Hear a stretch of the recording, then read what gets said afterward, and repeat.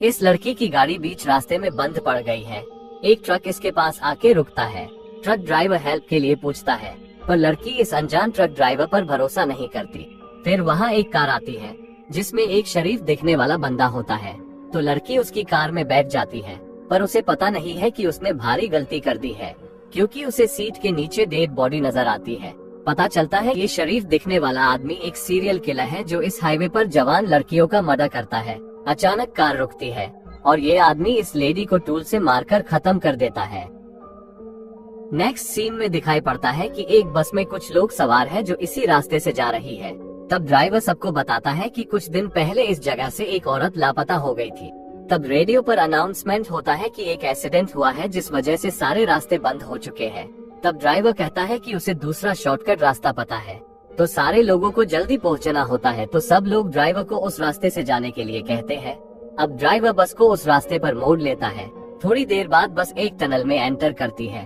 Driver Tony कहता है कि इस रास्ते पर ये टनल उस पहली बार देखी है, शायद नई बनी होगी। फिर टनल के अंदर एक आदमी अचानक बस के सामने खड़ा हो जाता है, तो ड्राइवर गाड़ी रोक लेता है। सब सोच में पड़ जाते हैं कि इस सुनसान टनल में ये आदमी क्या कर रहा है, पर वो मुसाफिर है और बस में आकर बैठ जाता है। एक आदमी अखबार पढ़ रहा है जो देखता है कि अखबार में इस आदमी की फोटो है और ये क्रिमिनल है। अब आधे घंटे से इस टनल में ड्राइव करने के बाद टोनी को कुछ गड़बड़ लगती है, क्योंकि वो जानता है कि देश की सबसे लंबी टनल 11 मील के है जो 10 मिनट में क्रॉस हो जाती है, पर ये टनल तो खत्म ही नहीं हो रही। इसलिए ये लोग वापस लौटने का फैसला करते हैं, पर फिर से आधा घंटा फुल स्पीड से चलने के बाद भी इस टनल से बाहर नहीं निकल पाते। अब ड्राइवर बस को एक जगह लेता है और सब लोग बस से उतरकर आसपास चेक करने लगते हैं। अब इस प्रेग्नेंट लेडी को उसका फोन रास्ते पर पड़ा मिलता है, जो 1 घंटा पहले उससे गलती से बाहर गिर गया था। मतलब इस टनल में कुछ तो अजीब है। सब लोग डर चुके हैं। तब ये ली नाम का आदमी सबको शांत रहने को कहता है और टनल में पैदल चलकर चेक करने को कहता है, पर इस अजीब टनल में खो जाने का डर है, इसलिए वो कहता है कि एक लंबी रस्सी को पकड़कर टनल में चला जाए। ये आदमी रस्सी लेकर आता है, फिर रस्सी पकड़कर ये लोग आगे बढ़ने लगते हैं। फिर थोड़ी देर के बाद दूर से 2 आदमी बस की तरफ आते दिखाई देते हैं। जब ये 2 आदमी करीब पहुंचते हैं तब पता चलता है कि ये तो ली और चेन ही है। हैरानी की बात है कि जहां से वो चले थे वहीं पर आ चुके हैं। दिखने में टनल सीधी है, पर बार बार ये लोग एक ही जगह पर आकर अटक जाते हैं। अब ये सभी लोग जान चुके हैं कि वो लोग इस जगह बुरी तरह फंस चुके हैं, इसलिए ये लोग सारा खाना इकट्ठा करते हैं और आपस में बराबर बांट लेते हैं। अब लोग टनल की जांच करने के लिए जाते हैं और बाकी के लोग बस में रुकते हैं। जिन जब नींद से जागती है तो वो देखती है कि पूरी बस धूल से भरी पड़ी है, जैसे कि सालों से यहाँ पड़ी हो। बस को इस हालत में देखकर सब चौंक जाते हैं। टोनी खाना चेक करता है, पर सारा खाना भी सड़ चुका है। इससे पता चलता है कि सिर्फ ये टनल ही अजीब नहीं है, पर यहाँ पर टाइम भी तेजी से चल रहा है। जब ये लोग बस में आते हैं तब ली को बस में से एक नक्शा मिलता है जो पहले नहीं था। ऐसा लगता है कि किसी ने जानबूझकर रखा है। फिर वो इस नक्शे को गौर से देखता है और टनल की जांच करने लगता है, पर तभी सारी लाइट बंद हो जाती है। जब टॉर्च चालू करते हैं तो वहाँ पर ली नहीं होता है। नीचे जमीन पर एक खून का धब्बा नजर आता है, जिसे फॉलो करते हुए ये लोग एक दीवार के करीब पहुँचते हैं। ये लोग इस दीवार को तोड़ देते हैं। दीवार के पीछे एक अजीब सा कमरा होता है जहाँ इंसानों के कटे हुए हाथ होते हैं। यहाँ इन्हें एक और नक्शा मिलता है। नक्शे से पता चलता है कि ये 3 अलग अलग टनल है जो एक दूसरे से जुड़ी हुई है। चेन कहता है कि यहाँ से निकलने के लिए उन्हें सारे टनल को क्रॉस करना होगा और इस रूम से निकलने के लिए यहाँ एक खुफिया रास्ता होगा, उसे भी ढूंढना होगा। सब लोग रास्ता ढूंढने लगते हैं। यहाँ एक अजीब कैलेंडर है जिसके सारे पन्ने पर 15 जुलाई की तारीख लिखी होती है। कैलेंडर को दीवार से हटाने पर पीछे की तरफ एक दरवाजा नजर आता है। इस दरवाजे से ये लोग दूसरे रूम में पहुँचते हैं, जहाँ टीवी में एक लेडी को एक केव में फंसा दिखाया जाता है। फिर ये लोग दूसरी टनल में एंटर होते हैं, जहाँ उन्हें उन्हीं की बस मिलती है। चेक करने पर पता चलता है कि ये लोग एक अलग टाइम जोन में आ गए हैं। बस के अंदर से इन लोगों को खाना मिलता है, जिसके लिए ये लोग लड़ने लगते हैं। ड्राइवर टोनी को एक गन मिलती है। टोनी बंदूक की नोक पर सबसे खाना मांगता है और सारे लोग डर के मारे खाना उसे दे देते हैं। इस टनल में वक्त बहुत तेजी से आगे बढ़ रहा है, इसलिए सबको बहुत जल्द लगने लगती है। थोड़ी देर बाद सारा को बहुत भूख लगती है, तो वो टोनी के पास जाती है और इसे सेड्यूस करके उसके पास थोड़ा खाना ले लेती है। जब ये लोग बिजी होते हैं तो वान चुपके से जाकर एक पैकेट चुरा लेता है, पर टोनी उसे पकड़ लेता है और उसे मारने लगता है। टोनी वान को मारने ही वाला होता है कि कोई पीछे से उस पर वार करता है और वो वही मर जाता है।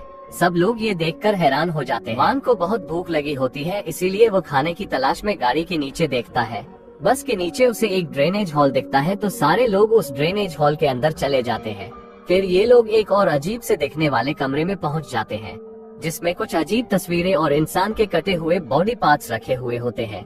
टीवी में दिखाया जाता है कि उस केव में और ज्यादा पानी भर चुका है। फिर से उसी दीवार पर एक कैलेंडर लगा हुआ होता है।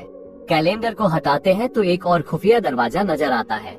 इस दरवाजे से ये लोग तीसरे टनल में पहुंचते हैं, पर यह वाली टनल और ज्यादा खतरनाक और डरावनी होती है। यहाँ इन्हें अपनी बस नजर आती है, जिसके अंदर चूहे और सांप घूम रहे होते हैं। वान को बहुत ज्यादा भूख लगी होती है, इसलिए वो सड़ा हुआ खाना खा लेता है। ये देखकर जिन उसे कुछ खाना दे देती है, पर वान बंदूक निकाल लेता है और बंदूक की नोक पर सारे लोगों के पास खाना ले लेता है। वान कहता है कि जब भी कोई मरता है तो हमें यहाँ से निकलने का कोई एक रास्ता मिला है, इसलिए तुम लोगों में से किसी एक को मरना होगा। इसलिए वो इस भाई बहन को एक कमरे में ले जाता है और उन्हें मारना शुरू कर देता है। वेन अपने भाई को बचाने के लिए वान पर हमला करती है, पर वान उसे गोली मारकर मार देता है। अब वान सारा को मारने की कोशिश करता है, पर पीछे से कोई आकर उसे ही मार देता है। अब दो लोगों के मरने के बाद एक और खुफिया रास्ता मिलता है, जिस रास्ते से यह सभी लोग चौथी टनल में पहुंचते हैं। चैन और सारा इस टनल की जांच करने लगते हैं। तब सारा को विषण आने लगते हैं और उसे मरे हुए लोग दिखने लगते हैं। डर के मारे सारा भागने लगती है। तब एक जगह उसे बहुत सारी लाशें दिखाई देती हैं। थोड़ी देर के बाद उसे एक आईना नजर आता है। जैसे ही वह आईने के करीब पहुंचती है, कोई पीछे से आकर उसे मार देता है। अब यहाँ पर जिन ने एक बच्चे को जन्म दिया है। अब ये लोग बचे हैं। अब ये लोग आगे बढ़ते हैं, पर रास्ते में पता चलता है कि छोटा बच्चा मर चुका है। तब जिन अचानक से चैन को चाकू मार देती है। चैन आंखें खोलता है तो खुद को एक कमरे में पाता है। फिर दिखाया जाता है कि कुछ पुलिस ऑफिसर्स की मीटिंग चल रही है, जिसमें बताया जाता है कि जेम्स नाम का सीरियल किलर पकड़ा जा चुका है, जो कि हाल में कोमा में है, जो कई औरतों को मार चुका है। पर सियारा नाम की एक लड़की अभी जिंदा है, और वह कहाँ है ये बात सिर्फ जेम्स ही जानता है। क्योंकि जेम्स कोमा में है, इसलिए पूछताछ भी नहीं कर सकते।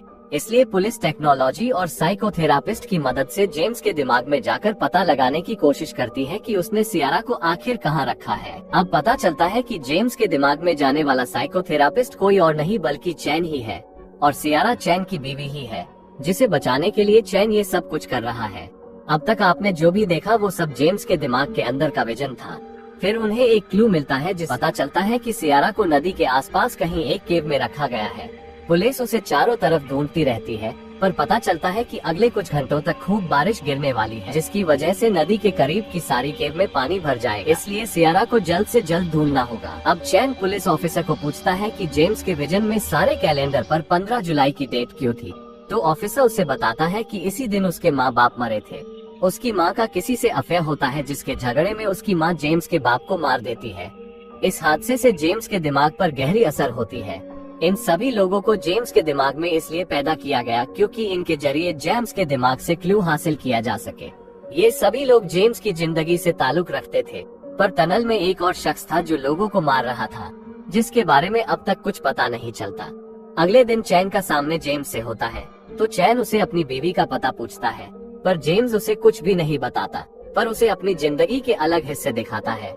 यहाँ इसे पाक मिलता है। चैन उसे अपनी बीवी के बारे में पूछता है, पर पाक की बहन उसे बताने से रोक लेती है। फिर चैन एक थिएटर में पहुंचता है। यहाँ उसका सना उस कातिल से होता है जो टनल में सबको मार रहा था, और ये कातिल कोई और नहीं बल्कि खुद चैन ही है। एक सीरियल किलर के दिमाग में रहने की वजह से चैन का ये रूप भी एक किलर बन चुका है, जो सियारा को बचाना नहीं चाहता। इसलिए बुरे चैन ने टनल में सब लोगों को एक एक करके मार दिया था। अब पाक एक चाकू लेकर सियारा को मारने के लिए आगे बढ़ता है, पर वो ऐसा कर नहीं पाता। तब चैन पाक के पास आता है और उसे होश में लाता है। फिर उसे अपनी बीवी के ठिकाने के बारे में पूछता है। पाक उसे पता बता देता है और फिर वहाँ से चला जाता है। फिर चैन और उसका बुरा अवतार एक दूसरे के आमने सामने आते हैं, पर कातिल चैन असली चैन पर हावी हो जाता है। फिर दिखाया जाता है कि केव में पानी भर चुका है और सियारा गर्दन तक डूब चुकी है। उसे जल्दी नहीं ढूंढ पाए तो मौत पक्की। असली चैन बुरे चैन को अपने रास्ते से हटने को कहता है, पर बुरा चैन नहीं मानता। अब असली चैन इस कातिल चैन को काबू करने के लिए खुद को गोली मार लेता है, जिसके कारण कातिल चैन मर जाता है। अस्पताल में जेम्स को होश आ जाता है, जो कोमा में था, पर अब वो बिल्कुल बदल चुका था और एक अच्छा इंसान बन चुका था। फिर वो सियारा का पता बता देता है और पुलिस सियारा को वक्त पर बचा लेती है। पर अंत में हमें दिखाया जाता है कि चैन इस टनल में भटक रहा है जो अब कभी वापस नहीं आ सकता।